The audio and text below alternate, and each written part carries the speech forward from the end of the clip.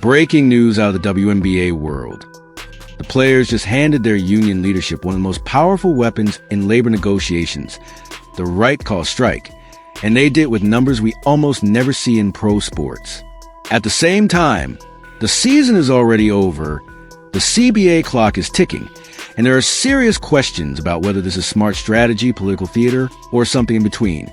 And underneath all of it, you got alternative leagues like Unrivaled and Project be waiting in the wings, Caitlin Clark's impact on viewership, and fans wondering if the 2026 season is about to disappear before it even starts.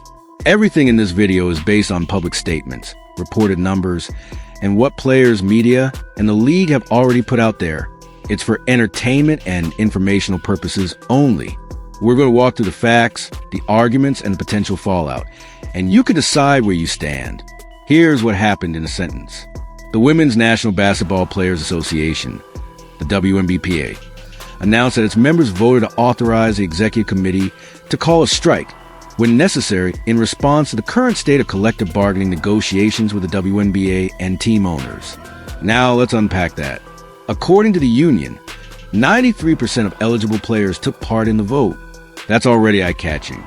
You rarely see that level of participation in any vote in any league. Of that 93%, an overwhelming 98% voted yes to strike authorization. That means only about 2% of the players who voted said no. The WNBPA called a decisive vote with historic participation. In their statement, they said the players' decision was an unavoidable response to how negotiations have gone so far. But they also went out of their way to clarify, this is not an immediate strike. Players are not walking off the job tomorrow. The vote is essentially a loaded gun being placed on the negotiating table. The message is, we're serious, we're unified, and if we feel like we're being stonewalled, we're ready to pull the trigger. So why now? What makes this moment unusual is the timing. This vote didn't come during a tense playoff series or right before opening night. It came in December after the WNBA Finals, after media spotlight cooled off, with the league already in off-season mode and the current CBA extension deadline just about to hit. Typically, unions aim for maximum leverage when they authorize or call a strike. You see NBA lockouts and work stoppages cut into the actual season. You see teachers threaten to strike right before school starts. The basic idea is strike when your absence hurts the other side the most. In this case, the WNBPA did this after the season ended, at a point where the league and owners were prepared, if necessary, to lock the players out anyway if no deal was reached. So critics are asking, is this actually about leverage or is it about optics? Did the players feel a lockout was coming and decide to preempt it by calling it a strike first so it looks like their move? That's one of the big debates around this WNBA news. And it's not an easy question. To get why the players are this fired up, you have to look at what's on the table. Reports say the league has offered a deal that would significantly increase player pay. The proposed structure would push the average salary up around the $500,000 range. The minimum salary would reportedly jump up over $220,000. The top tier of players, the real stars of W, could see guaranteed money climb past $1 million annually under this new system. On paper, those are massive jumps from where the league started almost 3 decades ago. The WNBA also says it's proposed a revenue-sharing model that would tie salary growth to league revenue growth. Basically, if the WNBA makes more money, player pay automatically goes up too. That's the kind of thing WNBA players and fans have been demanding for years. Not just flat raises, but real participation in the upside. So why is the WNBPA still not satisfied? Because from a union standpoint, the structure and percentages still aren't where they need to be. According to multiple reports, the players are pushing for about 30% of league and team revenue to be allocated to player compensation. The league's most recent offer is believed to be closer to 15%. That's the heart of this revenue-sharing fight. The players look at the growth in viewership, franchise values, and that reported $2.2 billion media rights package and say, we are the product. Why are we still talking about 15% when other leagues have worked their way toward real partnership models? The league counters with the reality that the WNBA as a business has historically lost money and has been subsidized by NBA owners for most of its existence. And that's where this turns from a simple pay dispute into a bigger philosophical battle. Let's talk about the numbers people keep bringing up to make their case. If you rewind to the early years of the WNBA, from 1997 to around 2008, you can find a handful of games that crossed the 1 million viewer mark on TV. There were peaks, especially in the league's launch era. But after that early surge, things dipped hard. For about 15 years, not a single WNBA game cracked 1 million viewers. Finals ratings slid, regular season interest became inconsistent, and by 2019, there were real whispers that the league was hanging by a thread financially. Critics point to that period and say, this league was on life support. Some argue that what really kept it alive around that time was a sudden surge in business, but the optics. They say with the rise of movements like Me Too and more public conversations around women's sports and equity, shutting down a women's pro basketball league would have looked terrible. So, according to that line of thinking, NBA ownership kept absorbing losses, agreed to a CBA in 2020 that tripled some salaries and improved travel, and made a political bet on long-term growth. Then 2024 happened, and everything changed. Caitlin Clark arrived. The numbers from that season are insane compared to where the league had been. Draft viewership reportedly jumped over 300%. Regular season ratings surged by around 170%. The All-Star game saw another spike, well into triple-digit percentage gains. Finals viewership reportedly doubled, all across ESPN platforms and beyond. The WNBA 2024 season set record after record. Suddenly, sports talk shows that had never mentioned the league were doing segments every week. Ticket demand spiked for road games. Social media was filled with WNBA highlights, and not just in niche corners. That's the momentum players are pointing to when they say, this is our moment. We can't accept an old model deal when the league is clearly finally breaking through. But here's where the pushback comes in.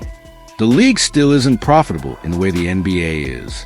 If you take an estimated WNBA revenue of around $200 million a year, and that's a generous ballpark depending on whose numbers you trust, and you give 33% of that directly to players, you're talking about roughly $66 million for 144 players. That works out to an average salary in the $450,000 to $460,000 range.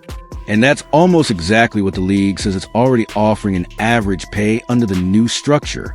The problem, critics point out, is that this isn't $66 million of pure profit sitting in a bank account. The league as a whole still runs losses. So that extra revenue share would likely have to be covered by even more subsidies from NBA owners, higher ticket prices, or bigger TV deals, which are harder to demand if, at the same time, you're threatening not to play. Players often point to the NBA's 50% revenue share as proof women in the WNBA are underpaid. Owners respond that the NBA didn't start at 50%. It took decades and billions in reliable revenue to get there. The WNBA is 28 years old and has yet to record a true profit league-wide. That's the math argument. Now add another layer, the rise of competing or complementary leagues. This is where names like Sabrina Ionescu, Breanna Stewart, and Nneka Ogwumike get pulled into the conversation in a different way. Sabrina and Stewart are co-founders of Unrivaled, a 3-on-3 league that's scheduled to launch in January. Nneka Ogwumike, who's not just a star but also a key union leader, has reportedly signed with Project B, another upstart women's basketball league that wants to give players alternative options and better conditions. Some critics and fans are starting to connect those dots and ask an uncomfortable question. If the WNBA 2026 season doesn't happen, if players strike, and the league shuts down for a year, who benefits the most? You can see why people are suspicious. Unrivaled and Project B both need talent, visibility, and clear space in the calendar to succeed. A dark WNBA season would, in theory, free up big names and a big chunk of fans' attention. And when people look at the WNBP Executive Committee and see overlap with players who have stakes in these other ventures, they wonder if there's a conflict of interest. To be clear, that's more of a follow-the-money argument than a proven conspiracy. But it's absolutely part of the discourse now, and it's influencing how some fans view the strike authorization. Is this purely about getting a better CBA for everyone? Or is there a small group of power players whose outside business interests get a boost if things go sideways? Meanwhile, there's that mysterious 2% who voted no, because the vote was private, as it should be in any serious union. We're probably never going to know which players were in that small minority, but it hasn't stopped people from guessing. Some fans wonder, did any of the true megastars vote no? Did Caitlin Clark, who just brought an unprecedented attention to the league, quietly reject the strike authorization? Did Aya Wilson vote yes because it's the public stance, or no because she doesn't want to risk losing a prime year of her career? Did Angel Reese, who has built a business empire partly off WNBA exposure, really want to roll the dice on a shutdown? We don't know. All we know is that in public, it's 98% united, and behind closed doors, there are at least a few players who looked at the same math and risk and said, I'm not sure about this. So what happens if there's number 2026 season? The most extreme critics think the league is cooked if that happens. They argue that all the momentum Caitlin Clark brought in 2024, all the growth in 2025, evaporates if fans turn on the TV in summer 2026 and there's nothing there. Casual viewers who just learn names like Clark, Reese, Ionescu, Boston, and others move on. Sponsors pull or reduce commitments. Networks reshuffle their schedules. And when the WNBA tries to come back in 2027, it's back to fighting for relevancy instead of building on a wave.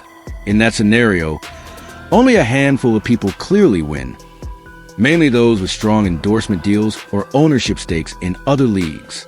Everyone else, especially mid-tier players whose primary income is their WNBA salary, might have just voted for a path that makes their careers harder, not easier. On the other hand, union supporters say this is exactly the time to push. They argue that women's sports are finally having a moment, from college basketball outdrawing a men's tournament, to women's soccer and hockey gaining traction, and if players don't demand their fair share now, they'll be locked into a second-class structure for another decade. In their view, risking a short-term setback is worth it for a long-term framework that truly values women's basketball. So where does all this leave us? We're staring at three possible endings. 1. Owners cave more than they plan to. They move off that 15% revenue share towards something closer to 30, or at least create escalators that get there over time. They swallow more losses up front, betting that the WNBA will finally tip into profitability over the next media cycle. 2. Players follow through, a strike becomes real, and there is number 2026 WNBA season. The league goes dark, fans get mad or apathetic, and we find out the hard way how much momentum really matters. 3. The most likely scenario. Both sides eventually meet somewhere close to what the league is offering now, with some face-saving wins sprinkled in for the union. The strike authorization ends up being mostly political theater, a way for players to say we stood up without fundamentally changing the economics beyond what was already in motion. The sad part is women's basketball as a whole deserves better than a messy standoff. The WNBA just had its best season ever by almost every metric. Viewership popped. Sponsors came in. Media actually showed up. Fans, for once, didn't have to go hunting for highlight clips. And instead of stacking that success into something even bigger, we're here, talking about a possible shutdown. So I want to hear from you. Do you think the WNBPA is overplaying its hand? Or is this the kind of bold move they had to make to force real change? If there's number 2026 season, does the league bounce back stronger? Or does the Caitlin Clark wave and all that new interest just vanish? And if you're a WNBA player without an unrivaled or Project B ownership stake, are you truly excited about this strike authorization? Or did you feel like saying no would make you a target? Let me know in the comments whose side you're on in this WNBA controversy and what you think this means for the future of the league. And if you want more deep dives into WNBA drama, labor battles, and everything happening on and off the court, don't forget to subscribe so you don't miss the next one.